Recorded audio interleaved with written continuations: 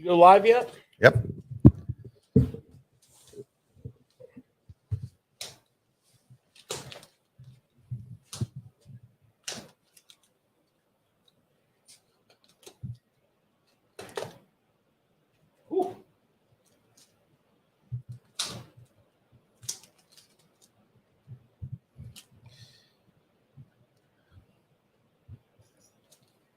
Welcome, everybody, to another edition of Tackle Shop Live.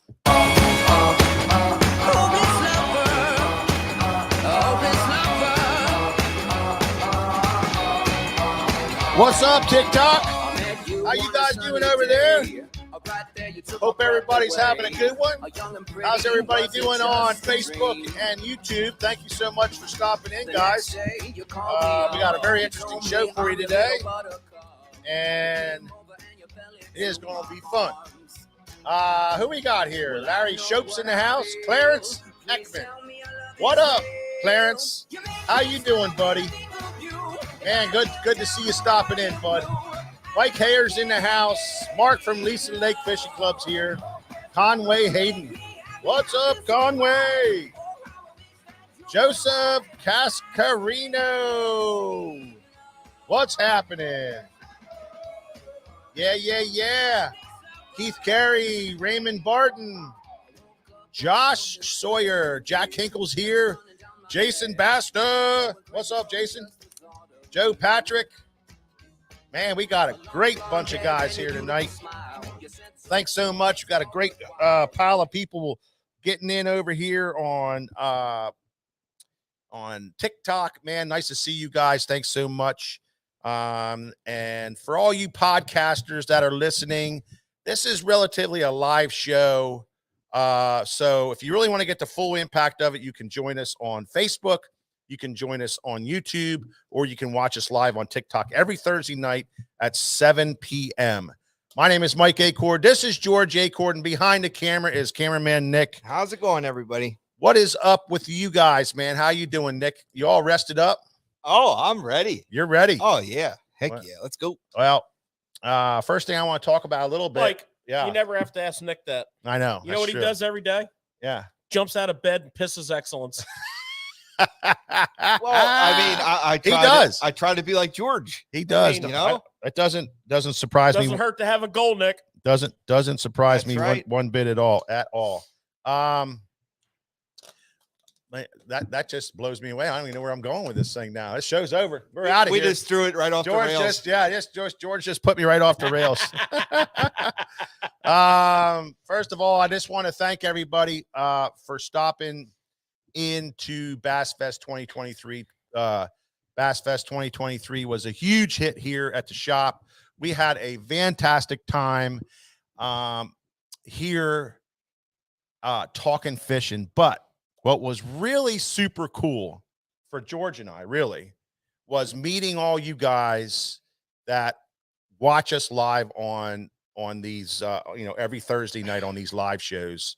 It was really cool to see everybody stop in and say, "Hey, man, I watch you guys on Tackle Shop Live, and I wanted to come down and see the place in person." We had people come in from all over.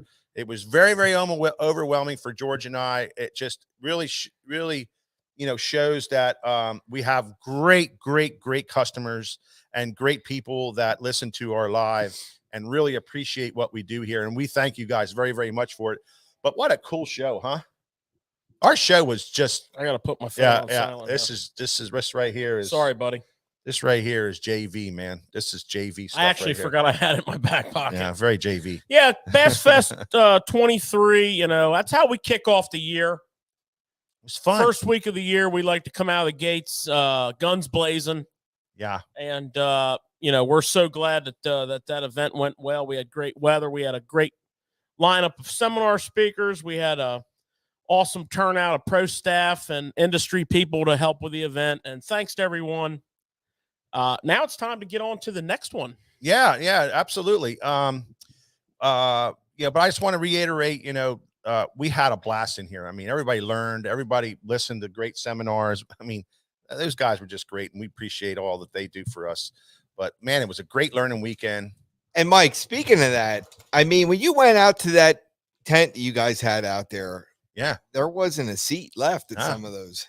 No, we had standing room only. At some point, there was, the only way to get in there and watch it was standing room. And we had maybe 6-8 feet in the back of the tent that didn't have chairs. We had 2 tables for some vendors that were out there, but they had to just take over the whole back there and just listen in because, it was hardcore. It was hardcore. It was hardcore. And everybody then would come into the shop and they're so excited with the information they're learning. Yeah.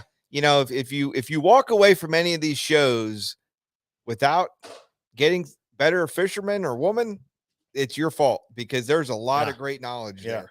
Well, look at this. Look at this. This is one of them right here. Look at that, Nick. David Mullins was in the house, and he ran out of here without his shirt. He left his shirt here, but actually he left it on purpose. He signed it up here for George and I right here. He gave us a nice little signature, and he left it for us to have. But what a nice gesture. Gave us his shirt right off his back, man. He loved it. He had a great time. He really had a good time, and his seminars was absolutely fantastic. So thank you guys very, very much for stopping. Thank you for watching our lives. It really means a lot to us. Yeah. And next up is February the 11th. Mark it in your calendars for guys who couldn't make Bass Fest. This is going to be, a great, great day. Smallmouth Saturday, February the 11th. We have great seminars lined up already. We have Travis Manson coming. We have Corbin Gottwalt doing his great seminar that everybody loves. And of course, George is going to be doing one, a real technical one for us on the river and or smallmouth fishing in general and techniques and stuff. We don't know what it's going to be. Actually, Keeping it a surprise. It's going to be a surprise. He's gonna light us up. I might sure. actually do a largemouth seminar on smallmouth Saturday. You never know. Throw a curveball in there. I can tell you this much: first one of the day, smallmouth Saturday. So get here early with your coffee because I'm gonna be ripping it up early. Absolutely. So that's going to be that's going to be a really good time. Smallmouth Saturday, February 11th. Make sure you mark your calendar. If you missed us at Bass Fest, you'll have an opportunity to see what it's all about here when we run our events. They're a lot of fun. So there you have it. What, you don't like my list? It's a nice little pad. Look at that thing. You can put it in your if you had a pencil pocket there, stick it up there. So that's all we have for the announcements, George. I don't know if you guys have anything. What do you got here? You got any Announcements? Announcements? Nothing. Well, I'd like to announce that the Eagles are going to win their divisional matchup this weekend against the Giants. That's the first announcement I'd like to make. If I was the Eagles, being on the bench for what they had a bye week there for that, and it'll be a little rusty, coming back to a team that they were sharpening their knives for a week, just beat the Vikings, and they're riding a super high.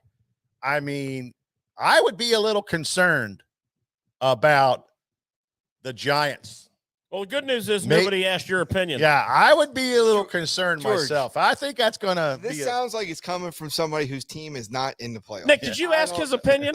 Because I know I didn't ask his opinion. I'm just saying. I'm with you, George. I'm just saying. Everybody can tell me right here, but it's going to be. Look at this, man. Yeah, we got Niners in Ed here. M. Big Blue Wrecking Crew. Oh, yeah. Yeah, look at that. I got you, Ed. Go Birds. I got you. That's Caitlin chiming in there. Go Birds. Yeah, the Giants are on fire. I don't know. I mean, you guys. It's Shay up here, man, with the Niners. I know. I mean, the other day he was telling me how much of a legend Brock Purdy is. Bro, my man played 6 games, okay? I'm just saying. Legend status in 6 games? Maybe we can get a season in, okay? Let's just everybody just pump the brakes a little bit. Oh, look at Bill McDermott. Giants are on fire. I know, Bill. That's what I'm saying. I'm worried about it, man. We'll see. We'll see how it goes. But hey, what a great time of the year. Bass fishing and playoff football. Yeah. Huh? Yeah, absolutely. Holy smokes. Absolutely. Andre, how you doing? Jeff Santangelo. Jeff Santangelo. How you doing, buddy? I hope that's right. Jack Hinkle, Sean Wheel. How you doing, bud? Matthew Weimer, as always, from YouTube is here. Matthew, I got one of your beers here somewhere, but thank you so much. Matthew has brought us a fantastic Stand by. Yeah, stand by. Nugget nectar from Trogs. Did you ever have one of them, Nick? I did not. It's right next to Perpetual. It's the number 2 on their list, I'm sure. It is bad to the bone and very delicious. Here you go, cameraman Nick. This is actually one of the most awesome premium IPAs you'll ever have. Oh yeah, Thank you, Matthew. Thank you, Matthew. This is primo, man. Absolute primo nugget nectar. If you guys never had it, Trogs nugget nectar is just one of them ones that you can absolutely Cheers, drink boys. these things, and it's just so flavorful. Take your time with it. It's a nice long drink, and it's fantastic. Absolutely fantastic. Cheers to everybody. Very good, very good.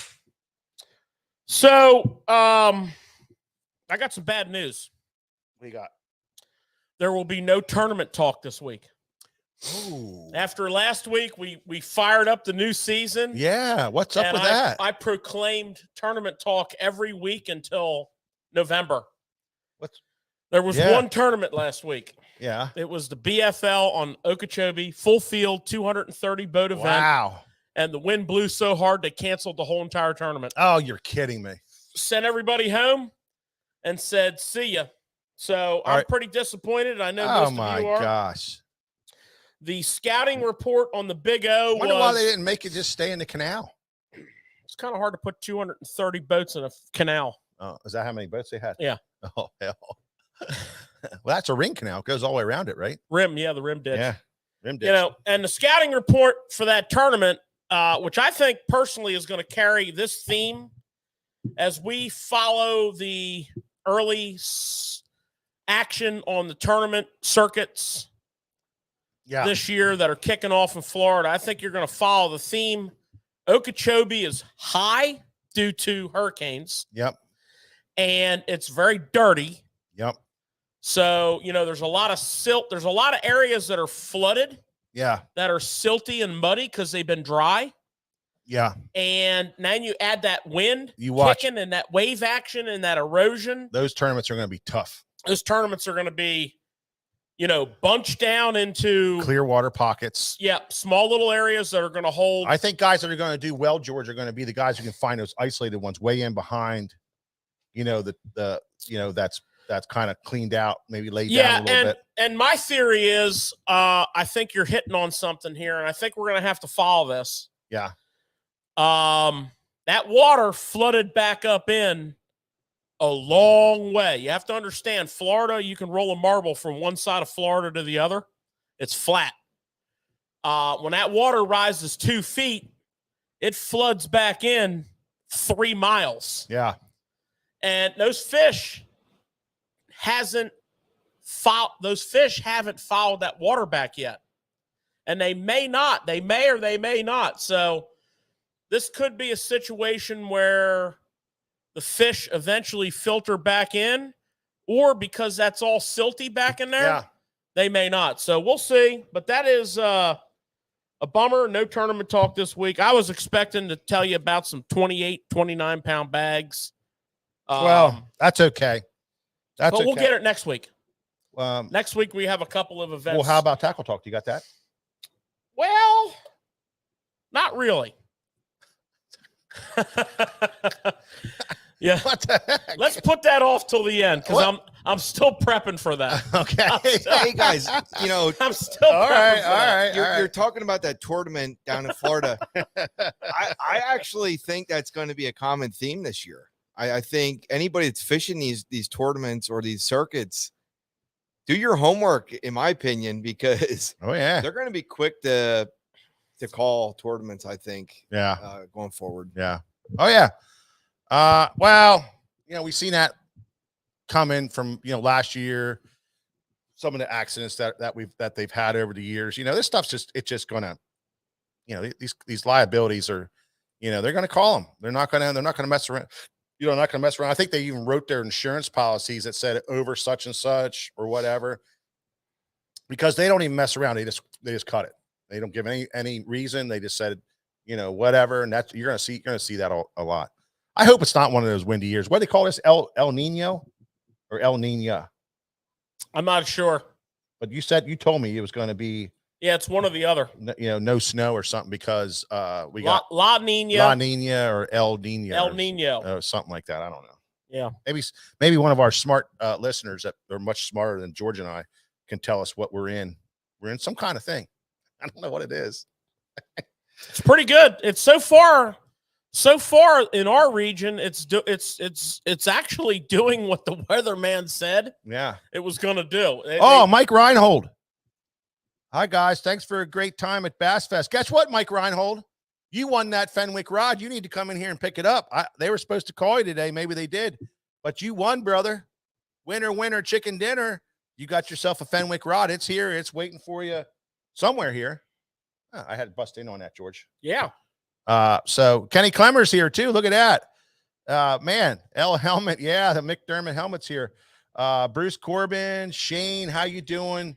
Man, we got a great crew for you. Well, we're going to jump right into it, guys. We're not going to mess around. We're not going to beat around the bush. We're going to get into the top 10 baits you must have in your box. We're going to do that right now.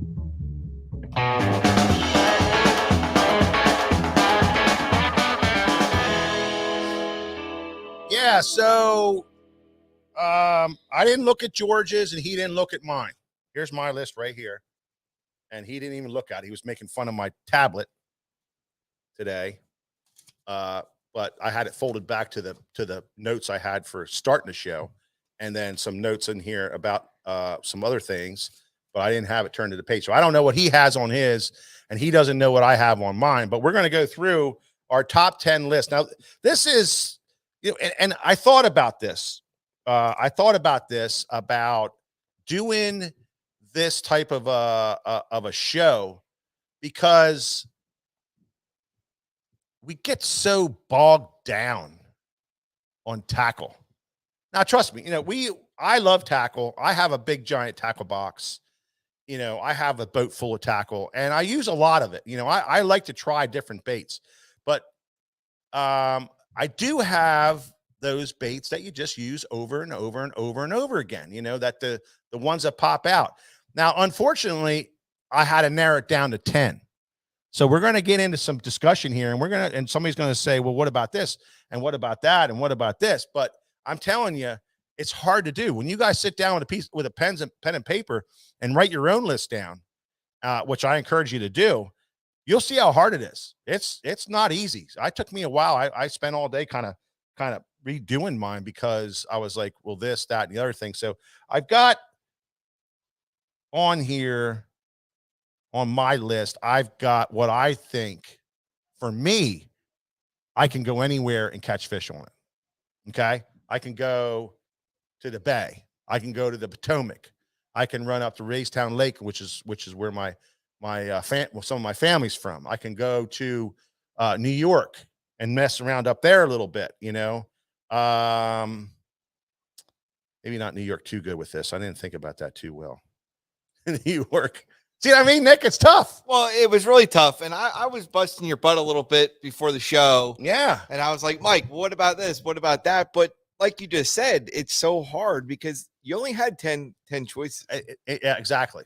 And it's hard. You're going to leave stuff off the list. I mean, I can definitely go up to New York and catch some smallies. It wouldn't be the way I want to fish, but I could definitely go up there. What will I have here? I could catch smallies. But there's times where, it'd be really tough to catch them, or, I'd have to really look for them. But I could do it with this list. Well, I got a question for you guys. So when you go through your bait, that would be really cool. Let us know exactly what your thought process was with that bait. Yeah. Yeah. Are you ready, George? Oh, always. Okay. So I'm ready to launch the boat and fishing. This is in no particular order. And like, in other words, Nick asked me, do you have a top one? No, we have 10 baits that are all top baits. I don't even know if I have 10. I said make a top 10 list, bro. Yeah, I didn't know if that was a suggestion to me. I swear to God, man. So what I did was, what's the name of the show, Nick? Can you tell me what the name of the show is? Top 10 must-have baits. I don't need 10. some of his are taking up 2 or 3 spots. Maybe You might need. Maybe. You guys might need 10. I don't need 10. Oh my gosh. So here's how I This- thought about it. This is terrible. I thought about my Skeeter boat, and it right in front of the console is a little box they call a day box, and it's probably Skeeter invented it. Other Yeah. boat companies have copied it, Yeah. but in every Skeeter boat that Mike and I have owned, it's been our favorite. Yeah. I mean, it's just Yeah. you open it up, it go opens to. up like this, Yeah. and it's a go-to Yeah. box. It's a go-to box. Absolutely. So I'm thinking of this show, and I'm thinking, all right, so I want to be able to go, like Mike said, I want to be able to go fish a tidal body of water. Yeah. I want to be able to fish a reservoir. Yeah. I want to be able to fish a lake. I want Yeah. to be able to fish a natural lake. So I want to be able to fish the eastern half of the country from Canada to Exactly. I go down about as far down as about North Carolina. Exactly. So carve a big square there, Yeah. and that's where I want to fish. Yeah. So in no particular order, Just I'm go- going to start off with your top one. and I'd also like to point out some of the tweaks and important features of mine. So my first one, in no particular order, is a shaky head. Okay. Now when I'm fun fishing, I very seldom fish a shaky head. If it's a tough day, yes. But when I'm tournament fishing, I always am fishing a shaky head. And when the shaky head first burst onto the scene, Fred Taco Bland started winning all kinds of money with a shaky head years ago, and people started fishing the shaky head. Mhm. The shaky head got a bad rap. Yeah. It was like, that's a co-angler bait. That's a just going out there and making checks, not really fishing for the win. In the words of Lee Corso, not so fast, my friends. Not so fast. So my key ingredients on the shaky head, I do things a little bit different. First of all, I fish my shaky exclusively on bait casting tackle.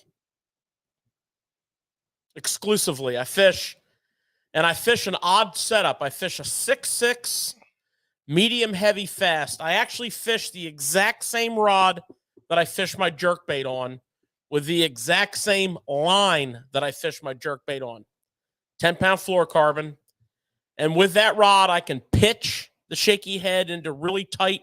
Let's say I'm fishing a marina, and I want to put that thing between a boat and a piling, a long distance back. Obviously, I don't want to hit the boat. I don't want to mess up my cast. I don't want to hit the piling. So I can pitch it. I can skip it. They skip real good, and I can just cast it. So I'm a 90% of the time on a shaky head. I'm on a casting rod. I'm on a 783 MBR Loomis, which is a medium heavy fast taper, 10-pound fluorocarbon. And if you look at the two most popular styles of shaky head, you have what's called the barb and collar. You'll notice that this is the collar and this is the barb. Okay? That to me is the preferred style of jig head as opposed to the screw lock. Now, you'll get a lot of argument from people on that. Yeah. It's not their turn. I'm just saying, it's just, you'll get, I mean, there's an argument for the spring lock and there's an argument for the tech. There might for be, the collar. but Yeah. not. It's not the way I fish it. I'm just saying. Now, if I do, Mike, It's funny because, because that's the way I fish it with the barb and collar. but if I do, Yeah. okay, Yeah. I fish it with a heavy spring like that. You'll notice on this Yeah. big bite head, Exactly. that's got a heavy spring, and that was taught to me years ago by Pete Gluzik. Yeah. Because Pete, if he was on this show right now, and he might be watching and he might chime in, but if he was on this show right now, he would point out that his probably on his list, he would also point out a shaky head. His would only be the screw lock. It would only be the heavy screw because he fishes a Senko on a shaky head. And that's how he's made many, many boat payments in his life. So the shaky head, now worm-wise, I'm going to fish. You get one pick. I'm going to fish a finesse worm. Most of the time, the Zoom finesse worm. Did you ever fish a shaky head without a worm on it? Well, I mean, I don't know where you're going with this whole thing. I that's what I kind of said. I think I would go with the worm first and then say how you're going to fish it. Did you ever fish a shaky head without a worm on it? Just a bare jig head? Well, in my box, I'll have a worm for it, but in your box so far, you don't until right now. So I got a Zoom finesse worm, okay, which is 4 3/4 inch. That's my go-to, and I'm going to fish that in a green pumpkin, and I'm going to fish that in a. This is called gooseberry, basically a blue fleck type color. Most of the time, they're early season, pre-spawn fish. I like to go to a bigger worm a lot of the times, and I'll fish a trick worm or a magic worm. Okay, so that's 3 of your 10. Whatever, bro. I'm just trying to get Write them down, scorecard them. I don't really care. That's the point of this show is All right, the this is gonna top be a long 10 one tonight, baits boys. for your tackle box. Mike's a little bent. I'm not bent at all. I'm not bent at all. But the point of the show is the top 10 baits in your tackle box. So that's 3 of your 10. Okay, great. Okay, because I agree with you. In my box, I also have a green pumpkin finesse worm right here. I have the same one, and I will fish it on a shaky head, or I might drop shot this, huh? That's the other thing we were talking about. You got to have something that's versatile, something that, your top 10 things. This is something you can fish on a shaky head, and you can also drop shot this. This is a fantastic drop shotting worm right here. And so, Hey, Mike, when you drop shot that particular size worm, yeah, what kind of hook are you using? I use a straight shank, I think a 1.0 or 2.0 straight shank worm on that. I mean, you could nose hook this, Nick. Also, there's a lot of guys that will nose hook a 4 3/4 inch worm, and they have no problems with hookups. But I always will use a straight shank. I think it's a 2.0 strength straight shank, and that's my drop shot rig. And I'll catch largemouth and smallmouth on that worm right there. So, but I'm like George. I got it. I got it on my list. Gotta have it. So I don't need to go any further with that. So I have 1 of my 10. And George is at 3. Let's keep a score on this. I'm not really gonna go down this path with you, bro. Yeah, you are. You are going down this path, and I'm keeping track. Okay. Okay. That's all. So you have a finesse worm. Yeah. Now, if you shaky headed, is that? No. Like my shaky head was 2. No. And you then no, it's not. It's 3. 3 different baits. oh, okay. You got 3 different baits. I'm just confused on your rules. The rules are top 10 baits Okay. in your tackle box. That's a must-have. So You're on 3. what do I got? You got 3 finesse worms. You must like finesse. Oh, okay, great. Now I get the rules. Yep. All right, I'm taking them off the table. Taking them off the table. Not that difficult. It really isn't. Okay. So what do you got next, George? Must-haves. Jigs. Absolutely. Yeah. I mean, the jig for me is I can't fish without my jigs. Yeah. And I fish basically there's 3 styles of jig that I have to fish. Full-size flipping jig. And you'll notice I'm always a stickler for that 60-degree flat eye. That's my confidence. I find I can get through the thickest, gnarliest cover if that eye is flat and at a 60-degree angle. And I like a good stout hook, but I don't like a big gaff. That's the perfect sized hook for me. This is a flipping jig. This is a dirty jig, pitching jig. Yeah. And I really like that style.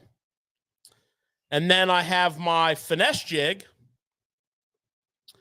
And very seldom when I'm on a jig bite will I have just one jig rigged up. I'll usually always have a full-size flipping jig, you know, trimmed out with some sort of a chunk, a zoom chunk or some sort of a crawl chunk.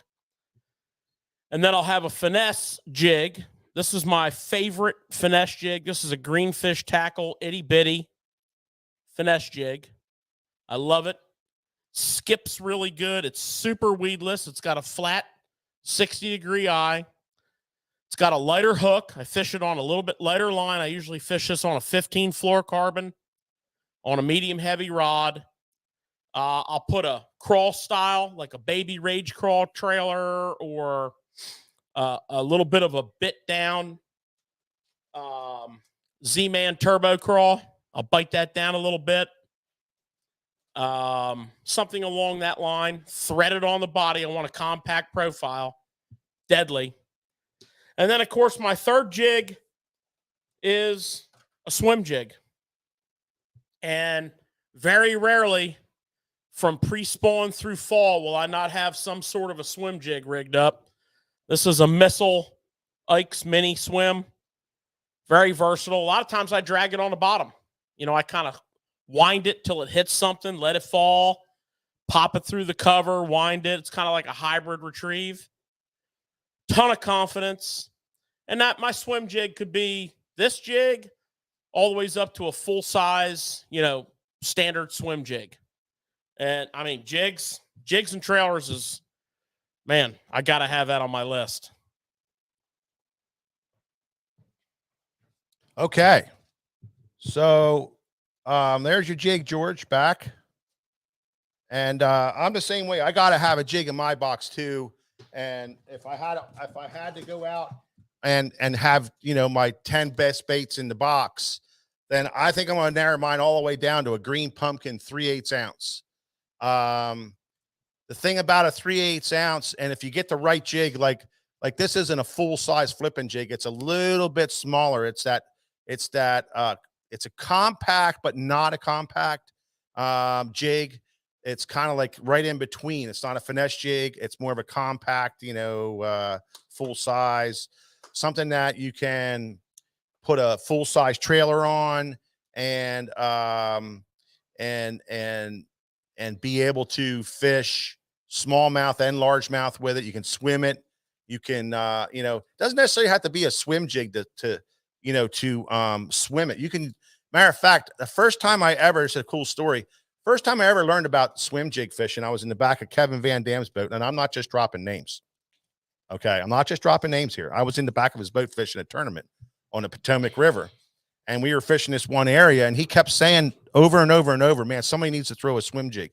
We need to throw a swim jig. Man, we got to be throwing a swim jig. Oh, man, we got to throw a swim jig. And I'm like, I have no idea what a swim jig is, Kevin, but I got this jig tied on right here, and what do you think? He's like, oh, that'll work great. That's kind of like the perfect thing. And it was actually my flipping jig. It was a jig I used for flipping in grass, and it wasn't big and heavy and bulky. It had a little kicker tail on the back. And I said, no, what do you do with a swim jig? He said, just throw it out and reel it back. He said, I reel it back pretty quick. So I fired that thing out, and that's no lie, honest to God, right hand up. I throw out first cast, and I start zinging this thing across the top of the grass, and boom, first cast, I catch a 2.5 pounder, and I put it in the boat, and he says, aha, see? He said, let's see if that happens again. And I fire out again, throw that thing back, and I'm reeling it back. Woo, catch another one. 2.5 pounds, bring it in. He says, that's what I wanted to see. And he reaches down and picks these rods up, pulls this swim jig rod out, and he was ready to go. And he started swim jigging and catching fish. So the point is, you could take any kind of jig and fish it as a swim jig. So this jig would work as a swim jig, right? Yeah, it's a very versatile jig right there. Very versatile jig. So that would be my second bait of my 10. But then I had to have a trailer. So, you know, a good all-around trailer would be a crawfish style trailer. And I really like the turbo crawl. I can do a lot with this thing. I can fish it on the back of my jig right here, right? Which makes a great jig for flipping. It makes a great jig for swim jigging. And the color Green Pumpkin, in any grass situation, they'll eat it. Any bluegill situation, they're going to eat this thing. so it's good for bluegill. It's good for kind of a whole hodgepodge of stuff. This is a great trailer. The other thing about this trailer is, say for instance, I'm fishing somewhere and I want to drag something with a Carolina rig. This is a great Carolina rigging bait. Any kind of small profile crawfish type bait is a fantastic Carolina rig bait. And this is something, when I said earlier, Nick, we were talking about, I don't really have anything good for the Thousand Islands in deep water. Well, here you go. You put that on Thousand Islands, you carry, you Carolina rig this thing up there, ladies and gentlemen. You're going to catch big giant smallmouth on this thing, and you could fish it all the way down to 35, 40 feet. And not only that, Mike, that one pack's going to catch a lot of fish too. And it's a Z-Man, so I can fish it for a while, right? But that's just a great trailer, because Nick and I, before the show started, we were kind of talking, and he's like, well, man, I really like the Zoom Speed Crawl, Ultra Vibe Speed Crawl. Well, guess what? I love the Ultra Vibe Speed Crawl. I absolutely, I mean, I've done really well on the Ultra Vibe Speed Crawl over the years. So I had to make a choice. I thought, I think more versatility I can get out of this one than I can the Speed Crawl. So I had to make a choice, and that's the one I went with. And so that takes up two of those. It's the jig like George, and then the trailer is the crawfish trailer. So guys, your followers here are keeping count. Yeah. What are we at, Mike? Well, I'm at 4. I don't even know. I'm at 3. George is at 6. 3 different jigs. Do you have a trailer? I had Did you have a I had a chunk trailer. chunk trailer? So that's, But I did mention 5 or 6 other trailers, so I'm probably at like 25. no, the ones you have up there. So you have, I didn't mention any of these trailers. This is all for another bait. okay. So George is fired. Okay. Next week it's going to be Mike and cameraman Nick and Tackle Shop Live. Well, where I got sidetracked was, I mean, I'm good. Ask Mike. He fishes with me a lot. apparently Nick. the good. reason you're good is because you cheat. But, You cheat. but I never caught one on a shaky head What do you mean? without a worm on it. Yeah. So, that counted as 2. But you know what? I'm going to make this. No, 10 I cut. didn't count it 2. I didn't count it as 2. Oh, I only counted it as 3 because you had 3 different straight tail worms that you fish on it. well, it's 2 colors. No, it was a green pumpkin in a Zoom. It was a gooseberry in a Zoom. That's and then 2 colors. And then it was a long one. All right. I got you. I'm good. I'll probably come in at 9. So where are we at? We're at We're at 6 and 3. 6 and 3. Yeah. Here's what I talked about so far. All right, go ahead. What's your next All one? right. My next one, in no particular order, is a chatterbait. Oh my gosh, absolutely. Yeah. And my chatterbait is probably going to put me over the limit. But So what we're going to do, Nick, is we're going to replay this, and I'm going to write all this stuff down, and then we're going to go fishing. And George is going to have his tackle box, and I'm going to have mine. Right? His top 10 and my top 10. And we'll see how he does. we're going to have a tournament. We'll see how he does. Okay. I like that idea, by the way. And we'll do that throughout the year. And that's, that we'll have like a springtime one, we'll have like a summertime one, and a fall one. I like that idea, by the way. Yeah. I really do. All right. Listen. So, the chatterbait, when that thing first hit the scene, that thing blew up in Florida. And of course, I mean, I got tractor beamed in on that one. We had a pro staffer of ours by the name of Joe Hunt, who goes by several aliases now. So, if you're trying to look him up, you got to look him up under some different names. But the Big H, as they like to call him, Yeah.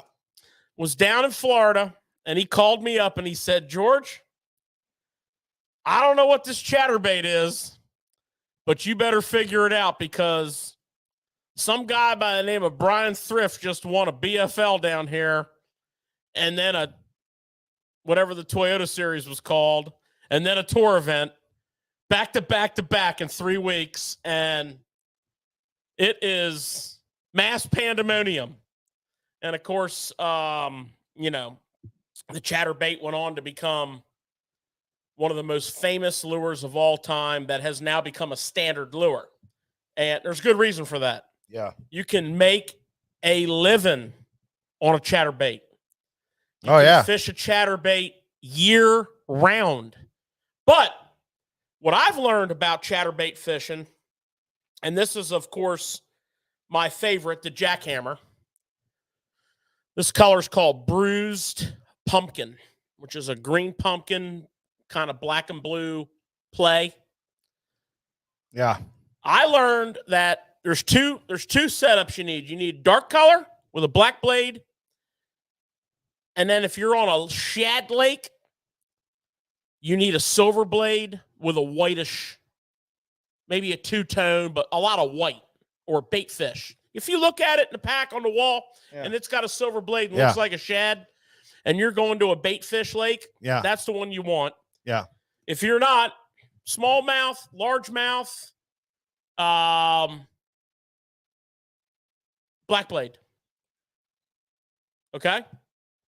Now, the other thing I learned about a chatterbait is the trailer is almost as important as the bait. And what I mean by that is, and there's probably a third category here that I'm not going to mention, which is the fish style trailer, like a Zako, which is big time. But I went to my confidence. So a boot foot swim bait and a crawl. And both of these are Z-Man. And the reason I like to fish the Z-Man is when I do get them rigged up on my bait, and they are a little tricky to get rigged up with these keepers. You know, this kind of plastic is different. It's good stuff. You need to take a second. Holds on well. Right?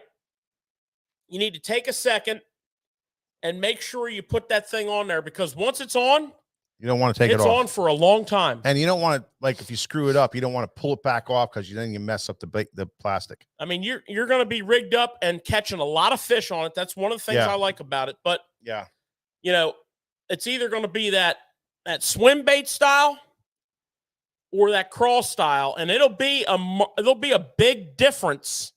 Yeah. In strikes between the two. No doubt. You'll notice. And I get asked a question all the time: how do I know what trailer when? And that's a fair question. You know, at the beginning of the day, we have to make a guess.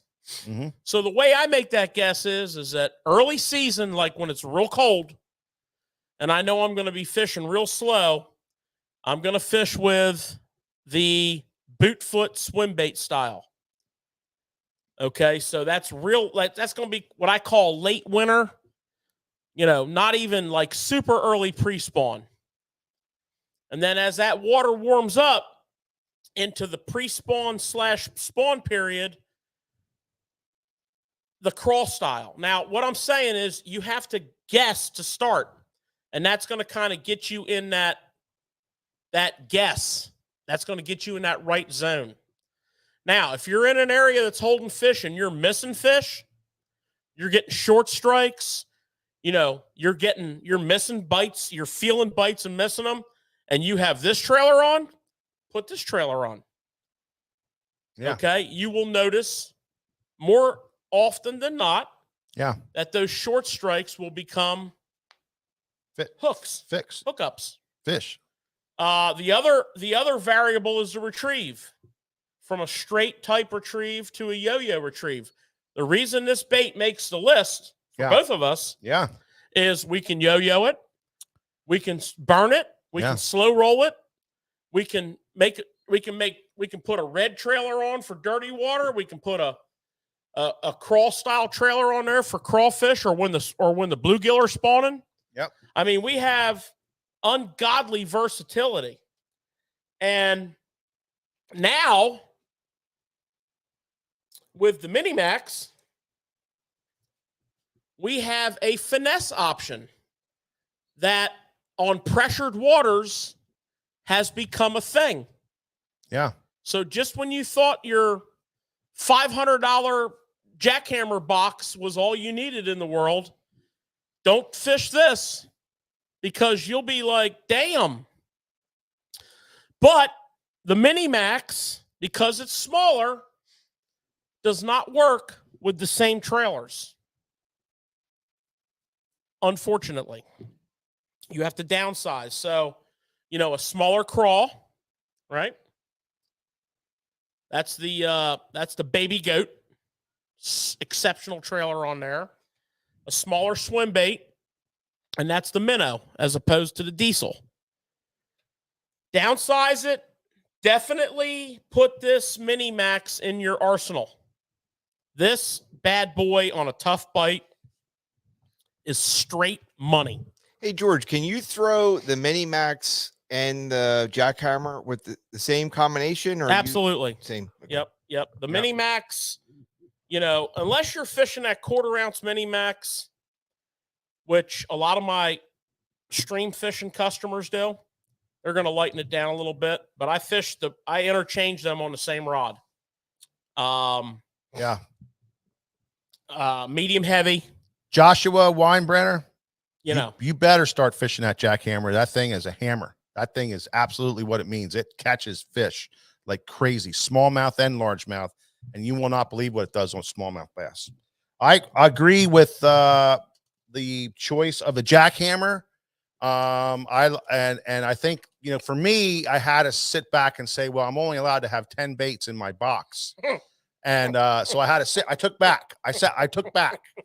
And I thought like if I had to, how many do I have now? you're 11. George, You're 11. no, you're done. he's The at rest of 12. the show is he's at 12. Yeah. So the rest of the show is about Mike. It's all about Mike's tackle box. Now I get to talk about a lot of cool stuff. That's good. Because George is done. That's good. But you can comment on my stuff. Okay? I will. All right. George is done. Can I get a beeper buzzer like a meh? You want one of them? No, I want it just so I can break it out when I need to. Okay. Well, okay. So I'm just busting your balls. no, I'm just saying. But I'm the same way. So what I said was to myself, green pumpkin or black and blue.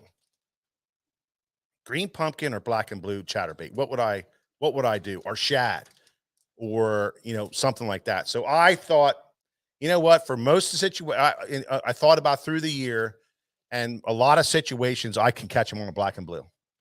I can flat out catch them in grass. I can catch them on black and blue, right?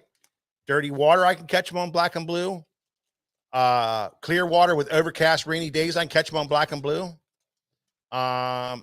There's a few times where I won't, but I'll have other baits in my box that I can throw for those situations.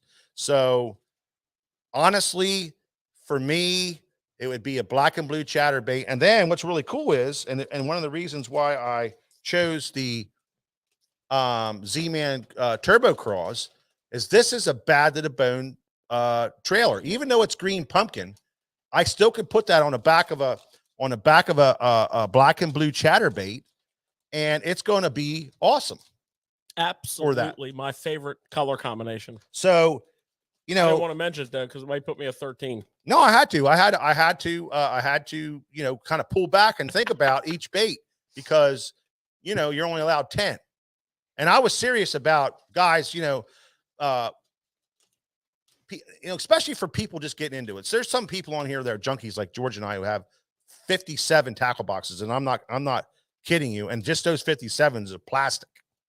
And then we have another 57 of hard baits. And then we have another 57 of jerk baits. It's just the way we are. But we've been doing it for 50 years.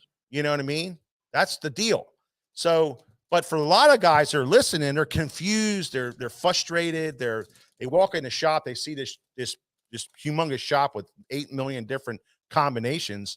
And I thought, for those guys, at least you can look at the top 10 baits that you can catch fish anywhere you want to go. And that's where we're going with this whole thing. So for me, it's the jig, it's the chatterbait, and I got the trailer for both on the swim jig and the chatterbait. And then so far I got the finesse worm. And then with George, he kind of has the same kind of stuff, right? Now, the next one for me is a Senko.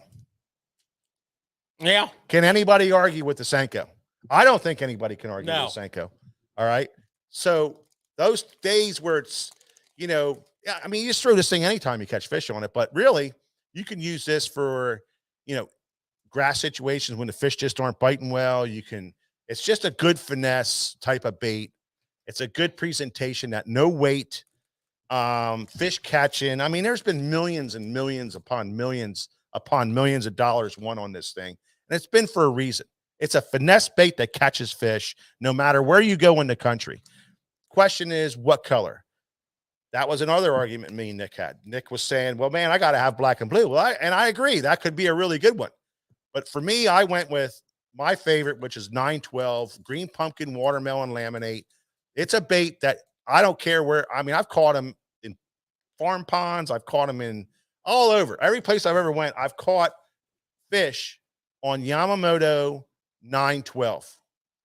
That's called green pumpkin watermelon laminate. The color number is 912. Write it down. It's a really good one. It'll really help you out. And then, like Nick said, in his top 10, he would be a black and blue. Well, what's so cool about the Senko, and there's so many different ways you can rig it. Yeah. You can use it Texas rig with or without weight. You can Nico rig it. You can, whatever. Yeah. And then if it breaks down, because they do, yeah, you can actually use it as a Ned rig. Yeah, you can cut it back and have that's like one of the original Ned rig things. Yeah. What's your favorite way to rig it, Nick? Honestly, when the money's on the line. Money's on the line. I really like to Texas rig it with a 1/8 ounce tungsten Nick, weight. That's exactly my favorite way to rig. Really? Now, hold on though, George. Are you pegging it? Peg or no peg? I'm no peg. Oh, I'm peg. Oh, see, that's where we're different. Yeah, I'm peg. Yeah. I don't no peg anything. I go straight. You know what? I lie to you. I no peg a Texas rig tube on hardcover. There you go. Yeah. I do that. There you go. But the Senko, when I peg it, I leave the sinker about a ½ inch away from the head of the worm. So everything I peg, I leave that gap in there for that pivoting effect. I like that. But how about you, Mike? What's your favorite way to rig the Senko? I fish it weightless, but I fish it on a Texas rig worm hook. No weight. No weight. That's your favorite. That's way. my favorite. And then Wacky's my second favorite. But most of the time, I don't fish weight on it. Now, what's nice about this bait is I could go to Lake Oneida, for instance, and I could put a 3/8 ounce weight on there, and I can flip the real deep grass. Yeah, 6-8 foot, that deep grass. Go up to Cayuga, and I could flip heavy grass up there with a heavy weight. There's a lot of things that I could do with this bait, and it makes it very versatile, and that's why it's one that you must have in your tackle box. And you know what? So I got this figured out now, Mike. Yeah. Your top 10 list is all about versatility for an angler starting out, angler on a budget. Well, yeah. George's angler is not on a budget. Yeah. No, his is wide budget. open. So, you might call me a baller. I mean, I'm no budget balling out, making it rain. Yeah, you seen the meme where the guy's got the big stack of freaking Hondos? Well, you're done. You already have your tackle box, which is completely fine. That's fine. That's completely fine. But the Senko, yeah. And I might give you one when we're out if I'm really kicking your ass and I feel sorry for you. You don't have to. I might say, George, you want one? You don't have to. You want one of these? You don't have to. I usually have 60 bags of them in my boat. Budgetless George here. But anyways, getting back to the Senko. Yeah. One of the important things I think about the Senko is the size. I saw Jerry Otto put on here, what size Senko? 5-inch, baby. And, 5-inch. One of the most important things in your Senko collection is you're going to need, depending on where you fish. Now, if you cover some turf, you're going to need 3 sizes of Senko. And let me tell you some examples, Jerry. Up north, when you get up on those natural lakes, for those shallow largemouths, believe it or not, the 6-inch plays more than the 5-inch. You will usually catch way more fish on a 6-inch weightless Senko than you will a 5-inch. Standard work, most of the time, standard duty is that 5-inch. And, if you get into a finesse situation or one of the things that we get into a lot on the river here when it's super low and stingy in the dog days of summer, we'll have some sight fishing for some smallmouth with a wacky rigged 4-inch to kind of answer your question there, Jerry. Yeah, Jerry. I mean, you know, if you had to do the top 10, then just go straight with a 5-inch. That's 5-inch will get you through most everything. But absolutely, if you had an unlimited tackle box, there's definitely a 4-inch time. That's why they make a 4-inch, and there's definitely a 6-inch time. That's why they make a 6-inch. And just like George said, there's different places where that definitely works. But when you're talking about your top 10, I would just go straight with the 5 inches. You can catch smallmouth on it. You can wacky rig it in the river situations, like George is saying. Not as good as a 4-inch, but you'll catch them on a 5-inch. And Mike, with that 5-inch there, most people are going to wacky rig it. Most people are going to Texas rig it. Yeah. What are your two favorite hooks for either or? I use EWG Gamakatsu worm hook, offset worm hook. Now that's the fine wire on my Senkos. That's what I use. I don't, because I'm only using, usually a spinning rod or a lighter bait casting rod to throw it if I'm light lining. If I'm any kind of flipping with the heavier weight, I'm flipping. Well, then I go to the heavy duty EWG, and I use what they call the Superline hook. Superline hook is just the same hook.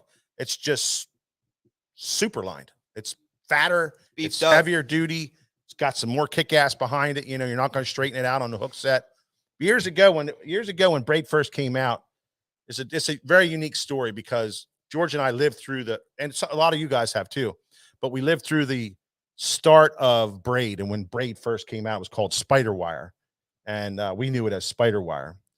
And so we were trying to learn this whole Superline thing, and we were flipping heavy cover with Braid with all of our standard equipment that we had at the time. And we were catching, hooking these fish in this real heavy cover with flipping sticks and heavy line. And you were fighting them like crazy. You're getting them to come out of that grass, and you're pulling like hell, and punk, they'd come off, and it'd be like, man. That's when they actually invented the Superline hook. Exactly. It was like, man, what's going on here? I can't believe I lost that fish. And you'd rig up and you flip in again. I'm not kidding you. Boom, get a bite, set the hook, and you're like, don't, fighting this thing, pulling it out of that heavy grass, and punk, thing would come undone, and you come back, and it was like, you had your hook.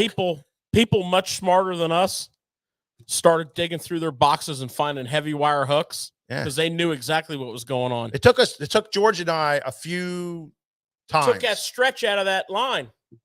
It did. And then, because, you have to understand. Yeah. We were fishing mono. We were fishing mono. I remember a tournament on the Hudson that my dad and I were fishing. And, we frog fished with 20-pound Berkeley big game mono. There was no other line. There wasn't. There was no braid. So, these fish were blowing up on these frogs. And my dad was using this flipping stick. I swear to God, this thing looked like a digging iron. And he would reel down on these fish and hit them so freaking hard. And he'd fight the hell out of them. And lose them. Fight every the hell one out of them. And they'd all come off. So our strategy was to use the frog as a bird dog. And then the backup guy would throw a Johnson's minnow, silver minnow, in the hole as soon as you lost the fish, and they'd catch every one of them. So one guy would basically stand there like this. And, so my point is to illustrate that we went from that to no stretch. Yeah.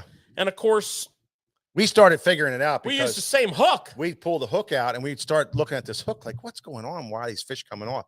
And then you held another hook up against it, and you could see that it was sprung a little bit. It was very so slightly. But we figured it sprung a lot. So what would happen was when you were fighting that fish, it would open and open and open and open and open, and all of a sudden, tink, the fish would come off, and then it would snap shut, but it wouldn't snap shut all the way back. There was a little bit of a difference between the original and what the point was on that one, and that's how we started figuring it out. And we were like, oh man! And then we were the ones digging in our box looking for these big heavy hooks And then Gamakatsu came out with the super line hook, I think the very next season. That was a game changer. And it was a game changer for everything. So that's all I'm saying Plus, is, it also changes the fall rate of the bait. yeah. So all I'm saying is, here's the bait. You can rig it 100 different ways, right?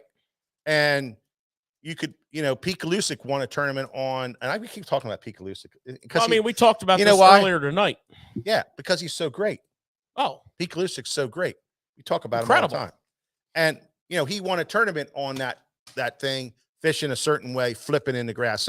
So that's with a heavy, like half ounce, yeah, or 3/4 ounce. So that's a must have. So the next on the list, I think he was fishing a black 6-inch Senko up north on Cayuga with a half or a 3/4 ounce weight and just blitzkrieging those fish. Reaction.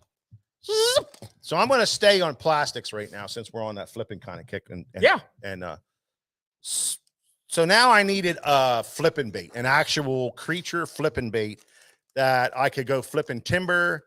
I can flip pockets of grass. I can flip around docks. I can, just go flipping with. And I was thinking about it. I'm like, and George said, yeah, the same thing. And if he had room in his box, he would be able to put this in there. Oh, I got that. That's on my list. The baby brush hog and green pumpkin. So again, I had to think about, what colors to do, because watermelon candy is so great. We have such great time on watermelon candy. We do, green pumpkin candy. We've won tournaments on that. Green pumpkin. So I thought, well, green pumpkin is just a really good all around. And if I want, I could spike it, the tails. Now, if you mention them, does it count? What? In your list? Which ones? The 3 colors. Does that no, count? I'm trying to tell you where I'm coming, Just- where I had to dial in. No, I get it. You get it. I get Good, what the show's about. Good. You don't understand what the show's about, so it's unfortunate. So I picked the baby brush hog, which not only is it another flipping bait, which is a great flipping bait, and you can do some great things with this thing. Probably one of the greatest inventions ever. And as a side note, they came out with a new one called the brush crawl. Right, George? Well, they came out with a mid-sized brush hog. No, I'm saying just this year they came out with the brand new one, which we just put in. Brush crawl, yeah. Which is called the brush crawl, which is very unique. So you guys that are brush hog lovers, you'll have to come in and look at that just to see it, because it's really cool. But here it is right here. It's the baby size, but it's still got a lot of bulk to it. It's got the tails, the curly tails on there. It's got some other appendages that makes it bulky, but it's not the great big giant flipping size that we like for a lot of times of the year, but we don't like it for all the times of the year. So the baby brush hog is that great little in-between flipping bait. You can make it look big just by fishing this thing. It does look kind of big in the water. But you know what else this is good for, George? I can tell you a couple things it's good for. Name one. Putting it on a football head and dragging it for giant smallmouths on the St. Lawrence River, because it has the same profile as a goby. There you go. What will be another one? But I wouldn't use that small one up there. This is all I have in my tackle box. Yeah, I'm just saying.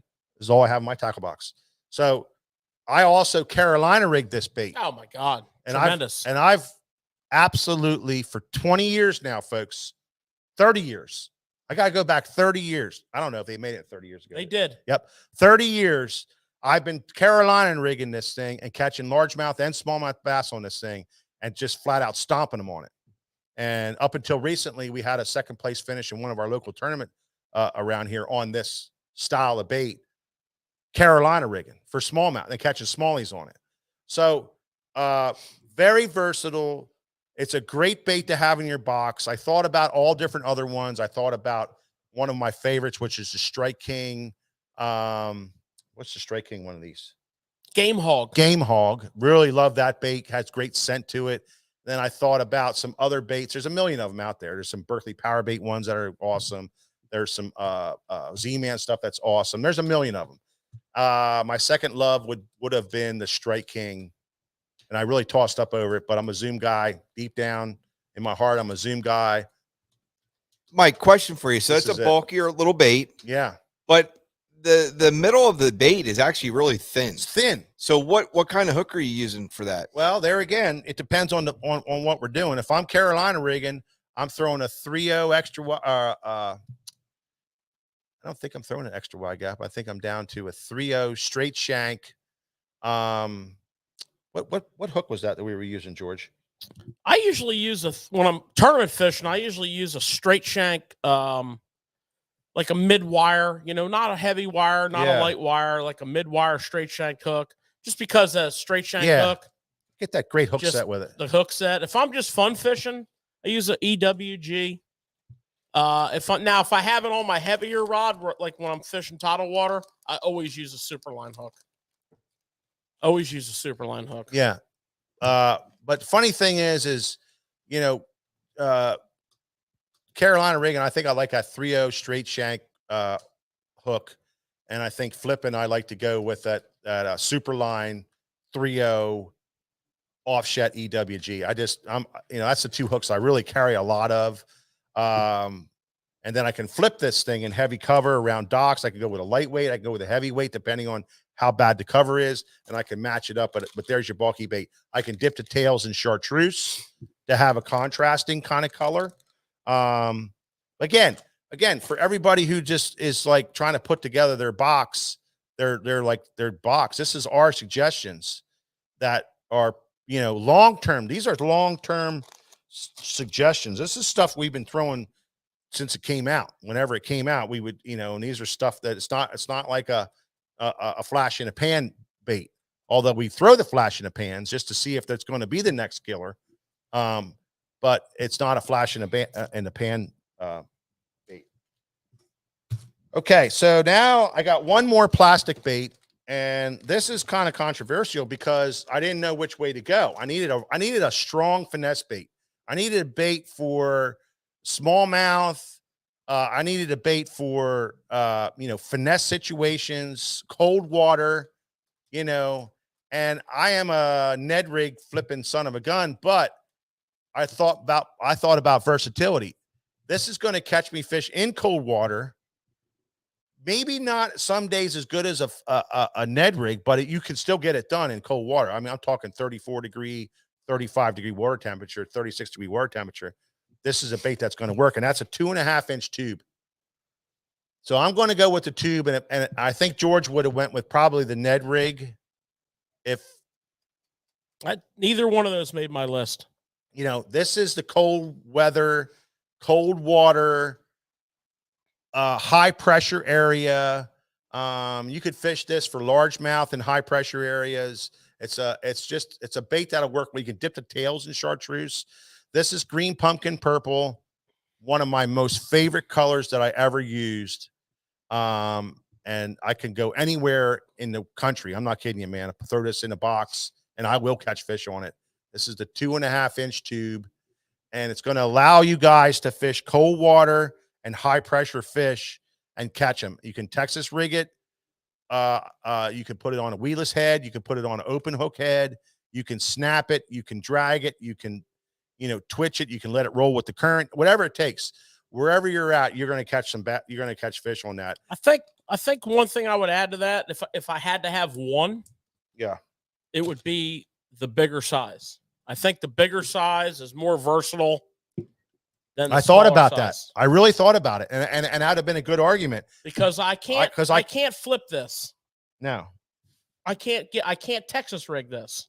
No, but you can get it with a weedless hook to some places where you can. But if I went to the 3.5-inch, you're not going to catch anything in cold water on it. I can, but not going to be. It's not going to be as effective. Yeah. But it's an argument. I can also fish it, 99 different ways. For example, if you're a largemouth guy in the spring, a green pumpkin blue tail, they call it blue crawl. Yeah. Is straight freaking money during the spawn. But that little bitty size there, no go. So it's kind of interesting. You're exactly right. It's a tough call. But I can be also throwing my Senko for those spawning fish. Yeah.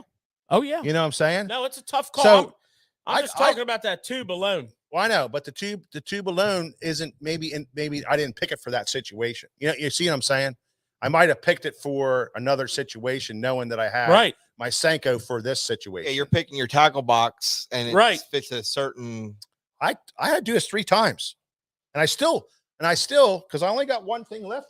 Well, it was like I told you. I got 2 things left, ladies and gentlemen. It was like I told you before we started tonight. I said, I got my list here, but I only have 7 items on it.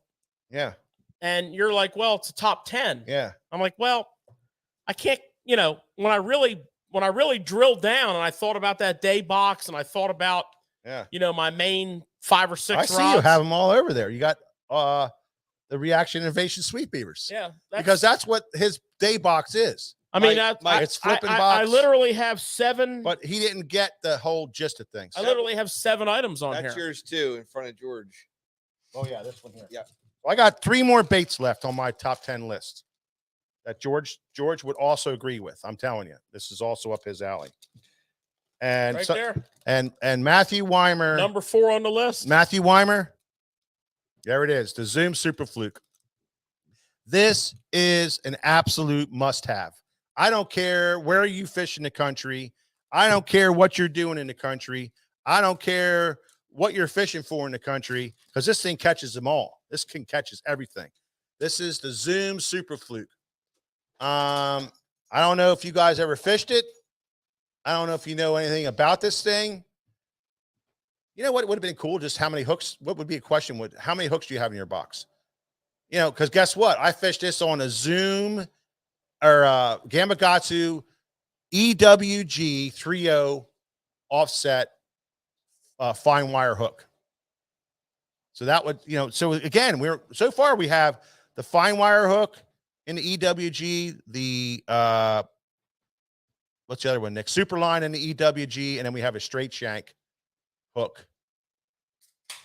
So far is what we talked about, and a shaky head. Right. So so far in your hook, in your terminal tackle, and a few different weights. Well, you want to probably also add a hook in there for your Drop shot, wacky rig. Oh, for your wacky rig, yeah. Oh yeah, and a wacky rig hook. So so far we haven't. It's not crazy.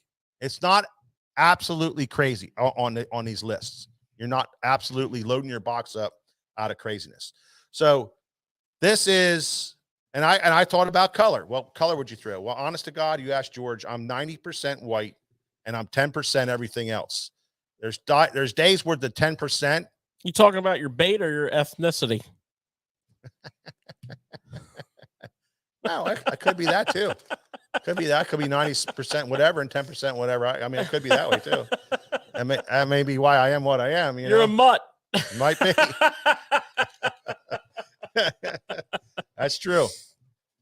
So what's nice about the Zoom Super Fluke is, it's a bait that triggers strikes. It's a clear water bait, of course. You can fish it in a little bit of stained water, but overall, it's a clear water bait. And it's a bait that the fish react to it, I think, because of the action that you can do.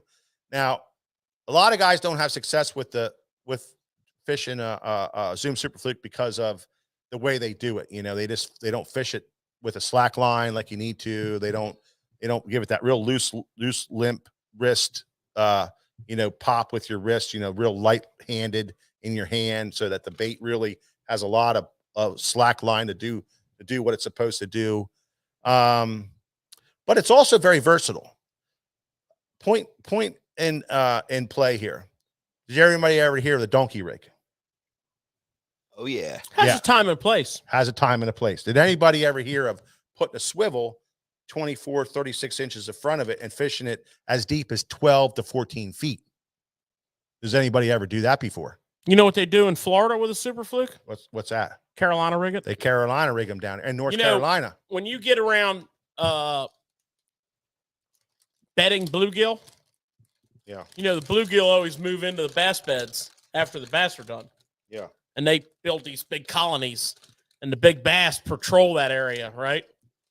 A fluke on a Carolina rig, yeah, is the frickin' McSchnizzle for that. So one of the other things that's very important about fluke fishing is having the bait nice and straight when you rig it.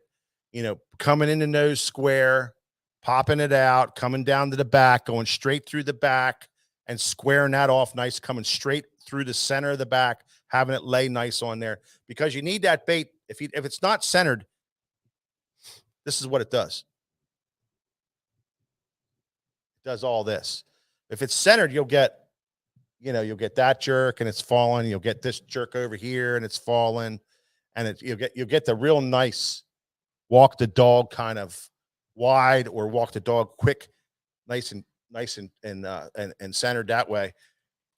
So, and also to do that is when you buy your baits, when you get them home, first thing you do is you turn them like on the nose, and you just kind of pack them down nice. Get the nose down in there, packed down. Okay. This will keep those tails nice and straight. See how nice and straight those tails are? And if they are crooked in there from the pack, when you get them, they'll straighten out over time, as long as you just make sure they're knocked down and everything's nice and straight.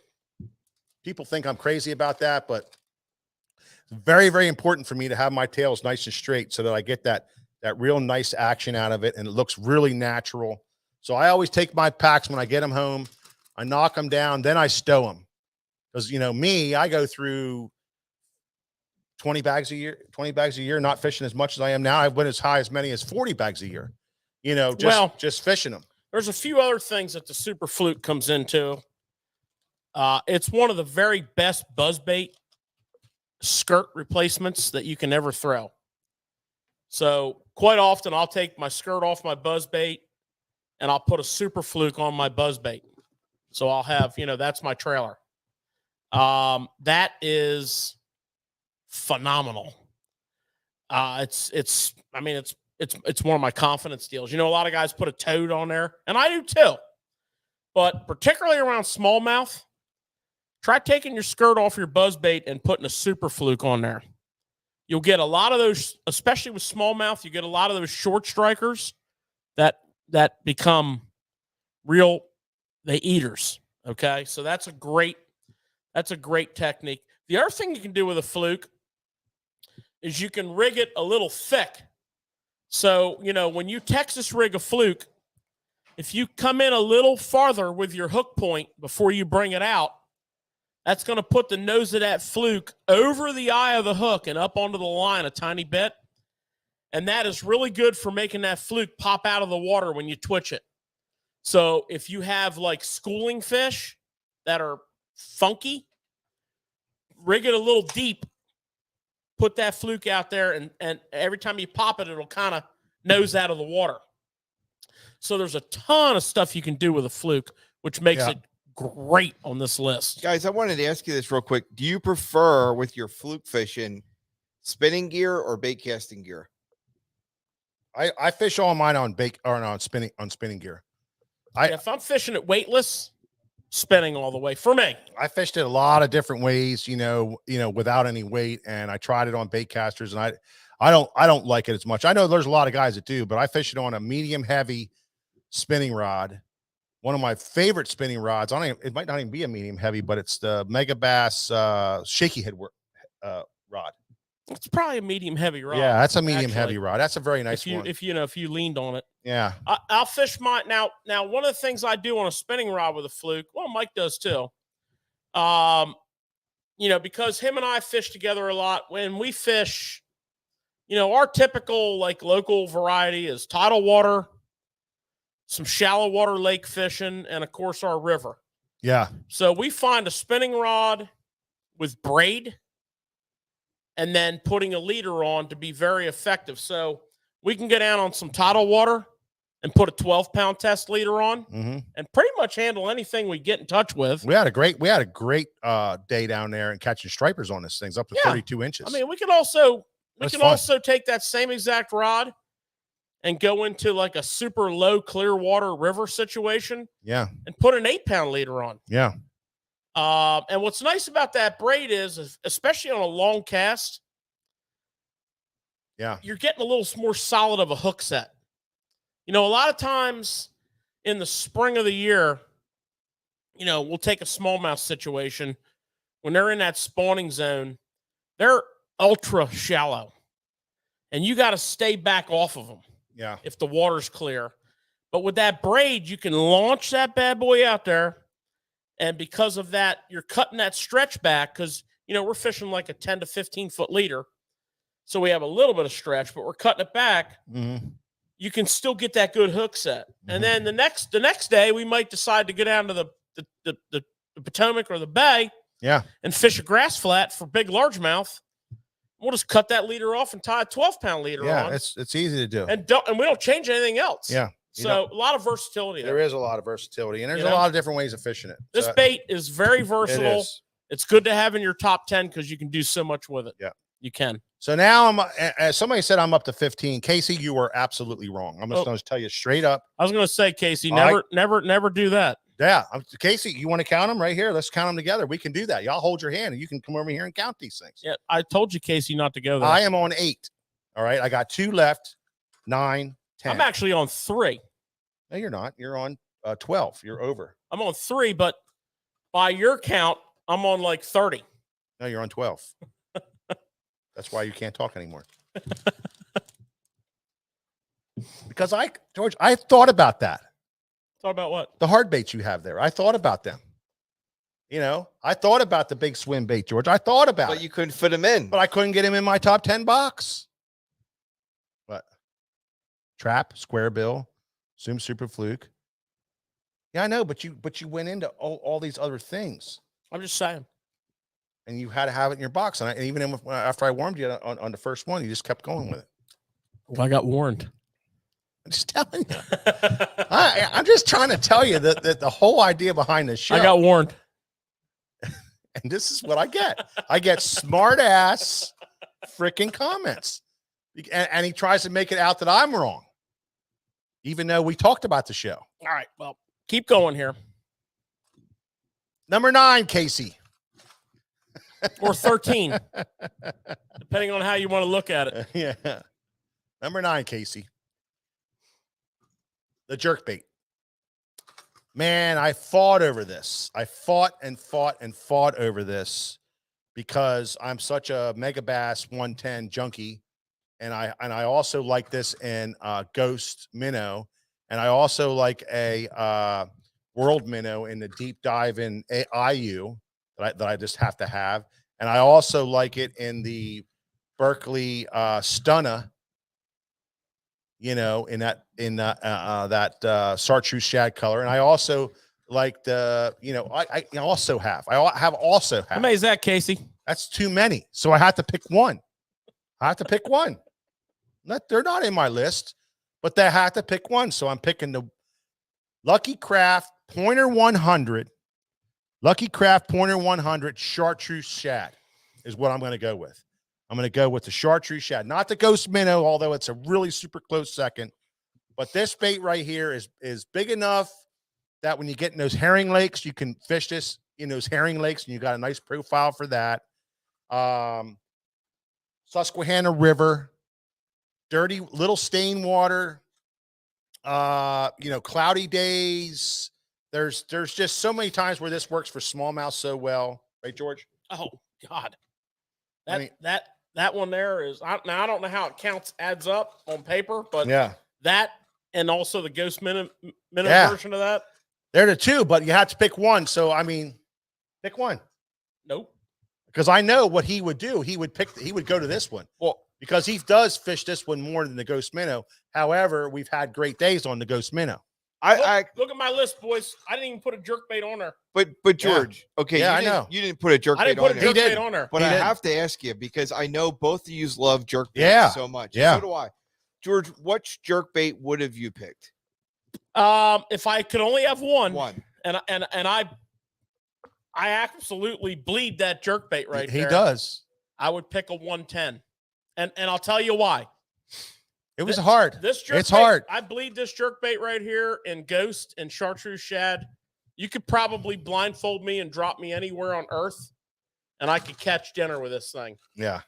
The 110 is more versatile.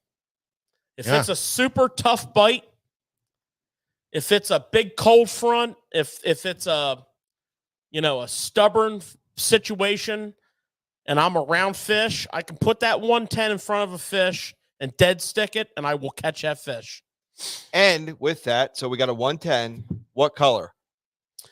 I got to go with HT Ito Tennessee Shed. I mean, one of our longtime pro staff / family members, Terry Wells of SFT, was here on working the Bass Fest. Yep. He's our driver. And Terry comes up to me. We call him Super Terry. Terry comes up to me at the end of the day on Saturday, and we're back at the Mega Bass, and we're talking with Ryan and Nick Koosfist from Mega Bass and Terry. We're all having a conversation, and Terry's like, guys, I do not own a Mega Bass jerkbait, and I love jerkbait fishing. And then we heard a big thud in the back room because my dad was in here today working, and he passed out because Terry said that. And Terry said, I need you guys to pick me out a set of jerkbaits. And so I went all 110. Now I did different versions. I did +1, I did junior +1, but I did Ito Tennessee Shad, HT Ito Wagasaki. I'm doing this from memory. Matt Shad, Elegee Bone, stain reaction, no orange belly, straight up stain reaction. No, yeah. I did one more junior +1. I did a junior +1 and the color you have to do Kasumi Ito. No, I would have done Northern Lights. Nope, I did Kasumi Ito, junior +1 Kasumi Ito, and I did 110 +1 in HT Tennessee Shed. And I said, Terry, I don't care. HT Tennessee Shad and Ito Wagasaki. It's all you need. I said, I don't care where you go. You got more than enough jerk baits right there. Yeah, that's all you need in those. I don't care where you go. I don't care what the water temperature is. I don't care what the season is. Now, good. What's really cool about Mega Bass guys are, they have every single solitary one that's hanging over. They have at least one in their box. They love them so much, and they can figure everything out with one bait, but a lot of different colors. You know what I mean? All right. So, what was that guy's name? Casey. That was number 9. Yeah, well, you mentioned 6 jerk baits, so I'm with Casey. No, I didn't. You're at 21. No, I didn't. I did mention him. I'm telling you, I mentioned him because I'm fighting him. But I picked one right here. And then when we're all done, just for George, I'm going to count my baits right What's here. number 10? My number 10, and Mark got it right. Don Iovino Splash It right here. This is the absolute. You got to have a topwater bait in your box. I'm sorry. You got to have it. I thought about a couple different ones. This is a number 7. The big one, you prefer that over the No, little I one? don't. But I don't have the A1 in stock. You like the little one. Because you don't know, you're not keeping shit in stock like you're supposed to. And you like the little one, right? I like the little one. The A1. But this is the A2 right here. Now, what's the other color we like? A7. So yeah, if there's 2 to put in the box, right? A1 and A7. And I had a fight over those. Really had a fight over them. And I remembered back to a day where George and I were fishing our local haunt, and it was a really super sunny day. The river was kind of rising a little bit. We had Dad with us, remember? I don't. You will in a minute here. And George says, we got it. We need to fish some topwater. So he breaks out a 7-foot rod with 50-pound braid. And I'm like, what the hell are you doing with that? He's like, I like fishing my topwater on 50-pound braid. So he tied on a Don Iovino Splash It in this color right here. This A7 is called King Shad. A7 and A1 is called King Shad, and I can't remember the other one, but I just know him by A1 and A7. But he tied this one on because it was a sunny day and it has more of a bluer back on it, Nick. has this bluish kind of back here for you guys over in TikTok. And he picked that thing up, and water was rising a little bit. So we went to this grass bed, and he fired that thing out there, and kaploosh, 2 inches from the grass, kaploosh, catches a big giant smallmouth like this. Reels that one in. My dad and I are, man, that's awesome. We're throwing some stuff. He picks it out again. He fires it out. Kaploosh, catches another one, 4 pounder. And he went up that bank, and he caught probably 18 pounds of smallmouth in 10 minutes on that bait right there. And that's why at the final cut, George, I picked that color. That's a great bait. So there you have. Bait to walk the dog like a spook. Yep. It splashes the water. It doesn't gurgle it. Yeah. It's got great hooks on it. Yep. Oh, here's you largemouth guys. Post spawn. You get post spawn fish just after the spawn. We fish that bait down on the Potomac River. We fish right on the edge of the pockets of the grass. And what you do is you throw it out there and you let it set for a second. Just let it set there. And then you just walk, stop, and let it set. Just let it set there. Deadly. Let them look at it, and those big giant largemouth will come up and eat that thing. So you got down there, you got Johnny throwing the frog, Bill's throwing the frog here. The other 3 guys are up there throwing the frog. But if you can follow right behind them and fire this popper right into those pockets, right where that grass line comes in and makes those little pockets, and get it right to the back of that pocket. And I'm not talking about little fish here, Nick. Oh, no. I'm talking about friggin' giants sucking this thing in. We've caught 7 pounders on this thing. We caught many, many, many 5 pounders on this technique. We've caught all kind of fish on this, but it's a post spawn largemouth thing that really, really, really happens well. And a lot of guys tend to think that when they throw a popper out, they need to walk it like a dog, right, George? That's the way I prefer to fish it. There's a lot of times, like in the early parts of the year, that if you would just let it sit and float, they come with tails on them. They got little chicken tails on them. And if you just throw it out there and let it sit, just let it sit there, let the tail just kind of drift around in the water, you'll be absolutely amazed what you catch on them. I call it a sipping pattern when the white flies start to come out and you're just getting a few of the bugs coming out. You'll have it in the morning. You'll just have a few bugs just kind of hanging around and coming up. I don't even know if they're not even white flies. They're just some kind of bug. And then they kind of come out of the water. Whenever you see that, you see these little dimples in the water and you think they're bluegills, right? They're not. They're 3 and 4 pound smallmouth. They're up there just sucking these little bugs off the top. And a lot of times you need to throw that bait out there and just kind of twitch it nice and easy to get their attention and just let it drift. And then it'll be just a little suck, and they'll suck that bait right underneath there. And then you set the hook, and all holy hell breaks loose because it's a 3.5 or 4 pound smallmouth. And I do this all the time in the early spring. And Mike, are we using straight late braid spring, or sorry. what?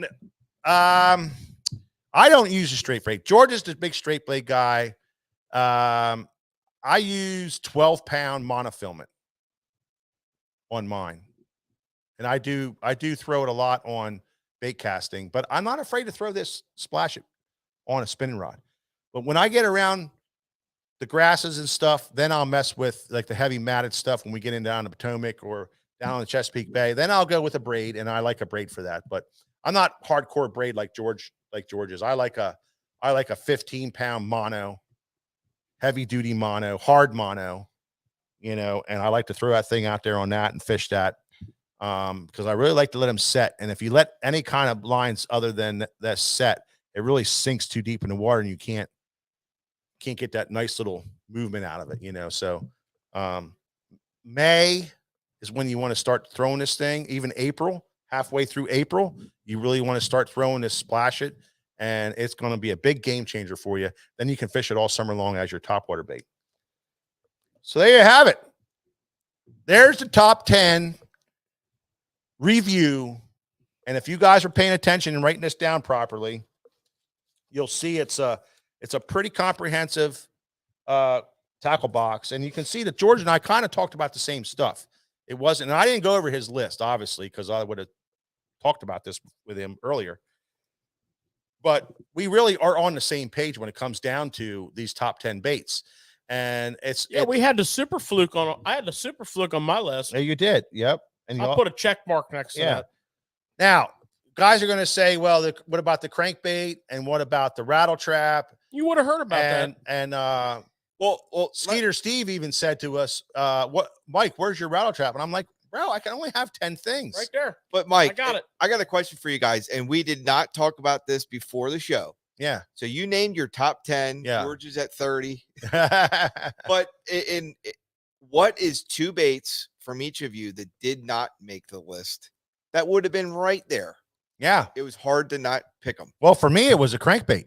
For me, it would have been a flat-sided, I probably would have went right over and picked the orange or the red, flat-sided, Strike King, Chick Magnet. And you know why? Because that's the latest thing that I had so much success on. And I'm trying to learn my crankbait. And as you guys well know, last year was the year of Mike trying to figure out crankbait. And I did pretty good job with it, although I kind of fell short with it. I killed him on that bait. I had just some great success on that particular bait. Started off like a house on fire. And I did. I fished it hard on and off, and I really learned a lot about crankbait, and I got at least a confidence level that's different than what it was in 2021. Well, in the summer months, in the fall, you kind of went. I fell off it. I You know, fell you off it. I kinda- reverted back to some of the things, but I did throw it though. Yeah. Very half-heartedly. It wasn't as enthusiastically as wasn't. I thought. It wasn't. You want my 2? Oh, yeah. I got 3 actually, but I'm only going to give you 2. They're on my list. Sweet Beaver. Yeah, it's a good one. So the Reaction Innovation Sweet Beaver, and I want to make a couple things plain here. First of all, when it comes to flipping style, what is now called a creature bait, this is who everybody copied. That's the OG. Okay? This is the Sweet Beaver. That's the original. This was named by Creature the bait. owner of Reaction Innovations, Andre Moore, after he won an FLW tour event on Beaver Lake. Henceforth, why it's called a Sweet Beaver. All you perverted sons of bitches out there, that's just true story. You heard you heard the rest of it right now. Okay. The Smalley Beaver.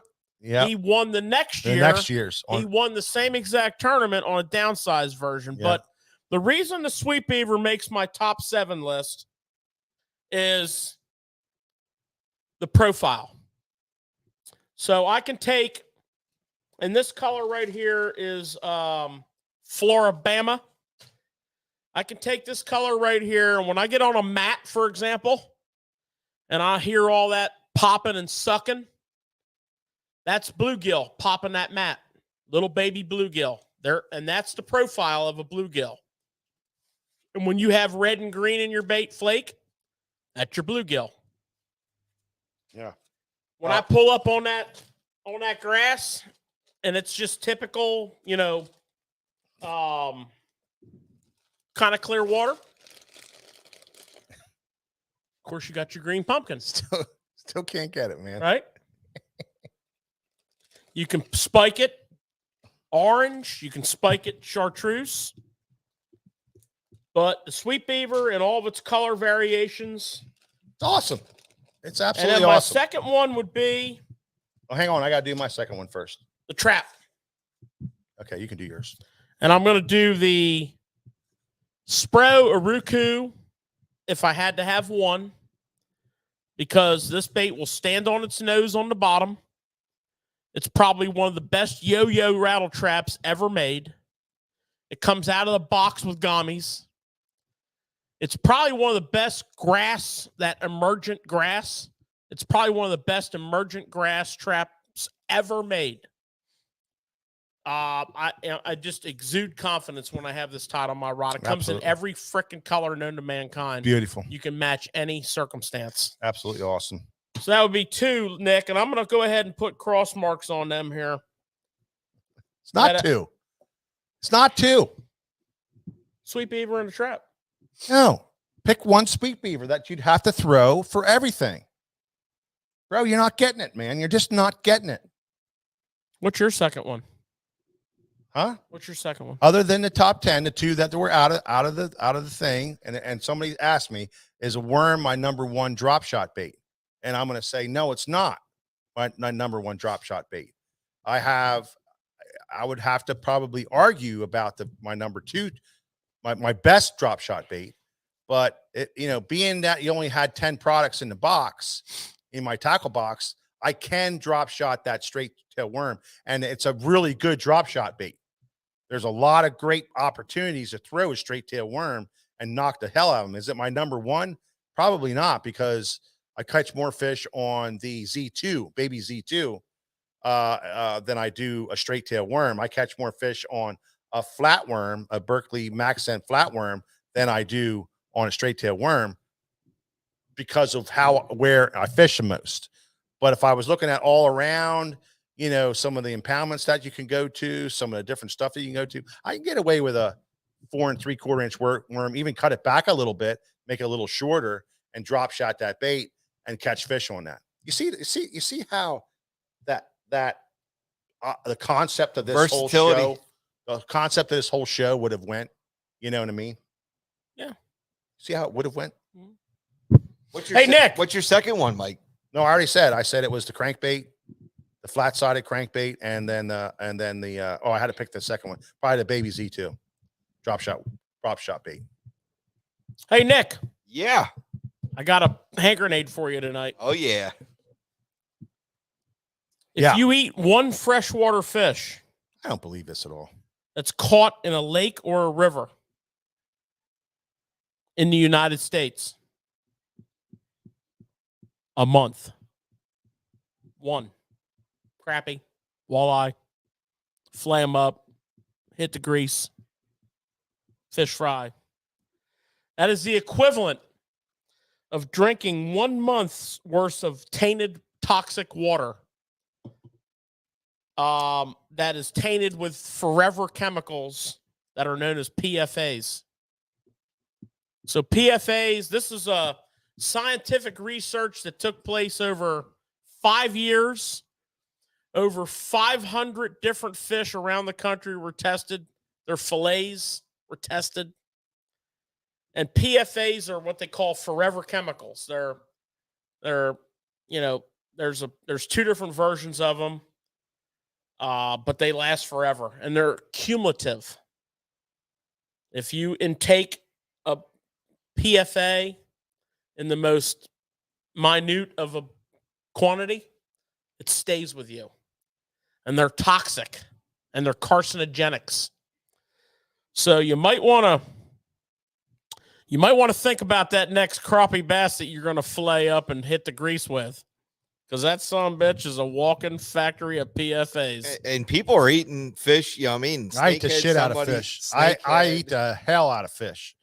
I eat the snakeheads. I eat the flathead catfish. I eat the white perch. Now that's a saltwater type of bait fish. Is your insurance policy Cover this. Just up saying. to date? Now do they count the white perch? How about Because your will? the white perch, the white perch is coming up from the saltwater. Well, this is a freshwater now, so they're talking. Yeah. So They're talking like in my. but I eat stripe. I eat rockfish, and I eat flounder, and I eat sea bass. I mean, the word freshwater, I think, is kind of key here. So the article specifically. Wonder what the difference is. Well, I don't think there's too many sea bass in the Susquehanna. No. River. What's the difference though? Is it concentrate? That's all they tested. I don't know. They should test it. I guess we got to look at it this I don't way. think you want to know about the saltwater fish. I don't really care. No matter I'm what eating we them anyway. eat or drink. What about crabs? How many thousands of them did I eat over the year? Yeah. Well, I mean, the ones that we get out of the Baltimore Harbor that eat all them bodies. Whatever. I mean, they're the best. They are the best. Just keep doing what you're doing, Mike. I mean, you eat a crab, you're eating some nasty shit. You are eating. And I don't really care because we eat bushels of them things. Well, all I want to say is, Nick, the next time you want to get the grease hot, how many people run eat that crabs? knife through a bunch of crappie? Might want to think about that. Something to think about. Might want to think about that. You might be better off getting the grease hot, frying up some wings. Eating a bag of potato chips with them. Oh yeah. See, what's worse? Well, yeah. What's worse? So- That's a good one, George. Sitting Well, there you know, I spend drinking my a case of beer and eating a bucket of wings. I I don't know. spend my time trying to find a good hand grenade for us. That is a I good one. actually got this off of the Fishing Wire Yeah. earlier in the week, and then today I read it on Bass Blaster. So it's getting some legs. It's getting some legs. I don't care. So I don't there care. you go, people. I don't care. Thank you for tuning in Who's tonight. who's gonna eat them anyway? We absolutely appreciate you tuning in. Hopefully you enjoyed the show, and Yeah. I guess until next week, I don't know, bro. we'll see you next time. I don't know. I don't know. May not. All right. We may not. If you can't follow the rules, this may be it because it I might got be you. it might be the Mike and Nick show. That's cool. All right, everybody. We'll see you next time on Tackle Shop Live. Yeah.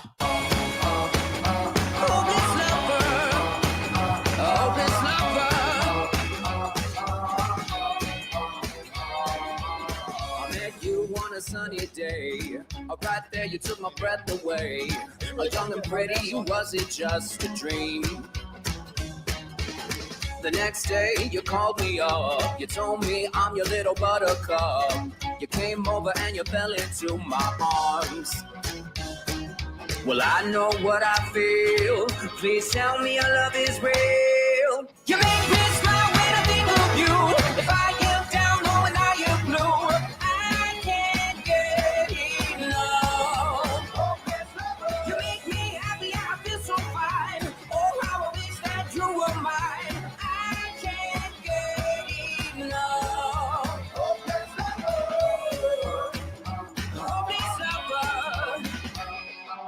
I woke up all soaked in sweat, with chills running down my neck. I'm going crazy from just the thought of you. A long blonde hair and your beautiful smile. Your sense of humor makes it all worthwhile. Don't make me wait, it's not a funny game. You know just what I feel. Please tell me your love is real. You make me